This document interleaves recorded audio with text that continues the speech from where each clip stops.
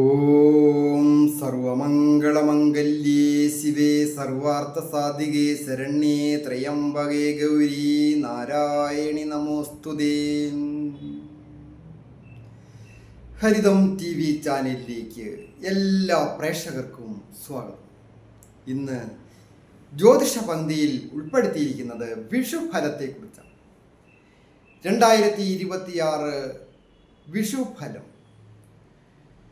മീനം രാശിയിൽ ശനിയും മിഥുനം രാശിയിൽ വ്യാഴവും നിൽക്കെ കൊല്ലവർഷം 1201 ആണ്ട് മേടമാസം 1 തീയതി, അതായത് ഏപ്രിൽ മാസം 14 ചൊവ്വാഴ്ച ചതയം നക്ഷത്രം, അത് കൃഷ്ണപക്ഷ ദ്വാദശി തിഥിയും സുരഭികരണവും ശുഭ്ര നാമ നിത്യയോഗവും ഒത്തുവന്ന ദിവസം ഭൂമി ഭൂതോദയം കൊണ്ട് മകര രവി സംക്രമം.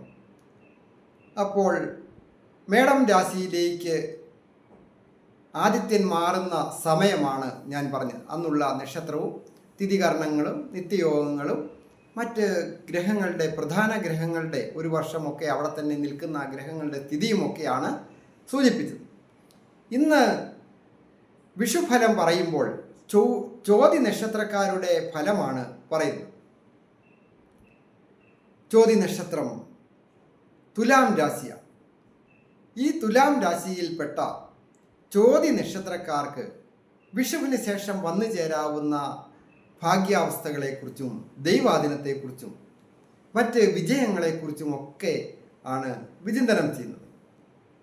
ചോതി നക്ഷത്രക്കാർക്ക് വിഷുവിന് ശേഷം കൂടുതൽ ദൈവാധീനം വർദ്ധിക്കുകയും അഭിവൃദ്ധികൾ ഉണ്ടാകുകയും നല്ല നല്ല നേട്ടങ്ങൾ വന്നു ചേരുകയും ശാരീരിക സുഖങ്ങളും മാനസിക ഉല്ലാസവും ഒക്കെ പല രീതിയിലും വന്നു ചേരുവാൻ സൗഭാഗ്യമുള്ള സമയമാണ് വരുന്നത്. അതായത് മറ്റ് ഏതെങ്കിലും തരത്തിലുള്ള അധിക ദോഷങ്ങളൊന്നും ഈ വിഷുവിന് ശേഷം പ്രകടമല്ല. മേടം രാശിയിലേക്ക് ആദിത്യൻ മാറുന്നു എന്നുള്ള ആ രവി സംക്രമത്തെക്കുറിച്ച് ഞാൻ പറഞ്ഞല്ലോ. അത് വളരെ ഉത്തമമാണ്. അതായത് ആദിത്യൻ എന്ന് പറയുന്ന ഗ്രഹങ്ങളിൽ വെച്ച് ഏറ്റവും പവറായിട്ടുള്ള ഒരു ഗ്രഹമാണ്. ആ ഗ്രഹം ഉച്ചരാശി, അതായത് തൻ്റെ സ്വന്തം ക്ഷേത്രം, മൂലത്രികോണ ക്ഷേത്രം, സ്വക്ഷേത്രം, ശത്രുക്ഷേത്രം, ബന്ധുക്ഷേത്രം എന്നൊക്കെയുണ്ട് ഓരോ നക്ഷത്രത്തിനും, ഓരോ ഗ്രഹത്തിനും. അത് ഏറ്റവും പവറാകുന്നതാണ് ഉച്ചക്ഷേത്രം. അതാണ് മേടം രാശി. ആ രാശിയിൽ പ്രവേശിക്കുന്നതാണ് മേട രവി സംക്രമം. അത് നമ്മൾ വിഷുവായിട്ട് ആഘോഷിക്കുന്നത്. അങ്ങനെയുള്ള വിഷു നമ്മൾ ആഘോഷിക്കുമ്പോൾ വളരെയധികം അഭിവൃദ്ധികളൊക്കെ വന്നു ചേരുവാൻ ഈ ചോതി നക്ഷത്രക്കാർക്കുണ്ട്. അതായത് മക്കളെ കൊണ്ടൊക്കെ നല്ല അനുഭവങ്ങൾ മാതാപിതാക്കൾക്കുണ്ടാകുക. പ്രായമായ മാതാപിതാക്കൾക്കാണ് എന്ന് വരികിൽ മക്കൾക്ക് പഠിച്ച വിദ്യക്കനുസരിച്ച് നല്ല ജോലി ലഭിക്കുന്നതിനോ, അതുമല്ല വിദ്യാർത്ഥികളായിരിക്കുന്നവരാണ് അവരെങ്കിൽ അവരുടെ വിദ്യ പൂർത്തീകരിക്കുന്നതിനും ഒക്കെ മാതാപിതാക്കളുടെ അനുഗ്രഹത്താൽ മക്കൾക്ക് വന്നു ചേരുവാൻ യോഗമുണ്ട്. നല്ല ജോലിയൊക്കെ കിട്ടുക, മക്കളുടെ കയ്യിൽ നിന്ന് ധനം വന്നു ചേരുക, വിദേശത്തായാലും സ്വദേശത്തായാലും ഒക്കെ ജോലി കിട്ടിയിട്ട് ധനം വന്നു ചേരുക, അങ്ങനെയൊക്കെ യോഗമുണ്ട്. കൂടാതെ കൃഷി കാര്യങ്ങളിൽ ഏർപ്പെട്ടിരിക്കുന്ന വ്യക്തികൾക്ക് വളരെ അനുകൂലമാണ്. എല്ലാവരും ഇപ്പം അധിക ആൾക്കാരൊന്നും കൃഷിക്കാരില്ല, എങ്കിലും വലിയ ഒരു ജനാവലി തന്നെ കൃഷിക്കാരുണ്ട് ഇപ്പോഴും. അവർക്ക് കൃഷിയിൽ നിന്ന് വളരെ അനുകൂലമായ ധനലാഭമുണ്ടാകുവാൻ യോഗമുണ്ട്. അതായത് കാലാവസ്ഥ പൊതുവെ അനുകൂലമാണ്. വിഷുഫലത്തിൻ്റെ ഒരു പ്രധാന കാര്യം കാലാവസ്ഥ തന്നെയാണ്. കാലാവസ്ഥ അനുകൂലമാകും, ധാരാളം മഴ ലഭിക്കുകയും കൃഷിക്ക് ആവശ്യമായ രീതിയിലുള്ള വെള്ളം, അതുപോലെ വെയിൽ, മറ്റ് മഞ്ഞ്, അങ്ങനെയുള്ള കാര്യങ്ങളൊക്കെ വന്നു ചേരുവാനായിട്ടുള്ള നല്ല കാലാവസ്ഥ കിട്ടുവാനും യോഗമുണ്ട് ഈ വിഷുഫലത്തിന് ശേഷം. അത് മുഖാന്തരം ഈ നക്ഷത്രക്കാർക്ക് കൃഷിയിൽ നിന്ന് ആദായം ലഭിക്കും. അത് മൃഗസംരക്ഷണമായാലും, അതായത് ക്ഷീരോത്പാദനം, അങ്ങനെ മത്സ്യകൃഷി പല വിധത്തിലുണ്ട്. പക്ഷിയെ വളർത്തുന്നവരുണ്ട്. പക്ഷിമൃഗാദികൾക്കും വൃക്ഷലതാദികൾക്കും ഒക്കെ അനുകൂലമാണ്. അതിൽ നിന്നൊക്കെ ആദായം ലഭിക്കുക. സുഗന്ധദ്രവ്യങ്ങൾ, അതായത് ഏലക്കായ, ഗ്രാമ്പു, അങ്ങനെ പോകുന്നു ആ സുഗന്ധദ്രവ്യങ്ങൾ. നാണ്യവിളകൾ എന്ന് പറയും. റബ്ബർ, അങ്ങനെയുള്ള കുറേ ഐറ്റംസ് വേറെ. അങ്ങനെയുള്ള വിളകൾക്കൊക്കെ വില ലഭിക്കുന്നതിനും നല്ല ആദായം ഉണ്ടാകുന്നതിനുമൊക്കെ യോഗമുണ്ട്.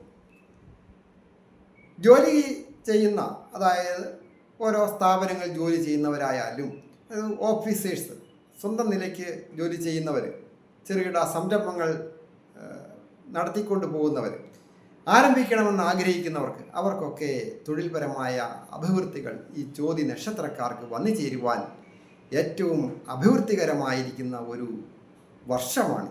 ഒരു വർഷത്തേനാണ് ഈ വിഷുഫലം, ഒരു വർഷത്തേനുള്ളതാണ്. അത് ജാതകഫലത്തെയോ ഗോചരഫലത്തെയോ ഒന്നും അടിസ്ഥാനപ്പെടുത്തിയല്ല ഈ വിഷുഫലം പറയുന്നത്. എങ്കിലും വ്യക്തിപരമായ കാര്യങ്ങൾ അറിയുവാൻ ജാതകം നോക്കുന്നതിനൊക്കെ നേരിട്ട് വരികയോ വിളിച്ച് ചോദിക്കുന്നതിന്, ഫോൺ വിളിച്ച് ചോദിക്കുക, ഓൺലൈനായിട്ടൊക്കെ അറിയുവാൻ സാധിക്കും. വിവാഹ തടസ്സമായാലും പൊരുത്തമായാലും അങ്ങനെ നിരവധി കാര്യങ്ങളാണല്ലോ ഓരോ വ്യക്തികൾക്കും അറിയുവാനുള്ളത്. അതൊക്കെ നേരിട്ട് വരണമെന്നില്ല, ഓൺലൈനായിട്ടൊക്കെ അറിയുവാനായിട്ട് സാധിക്കും.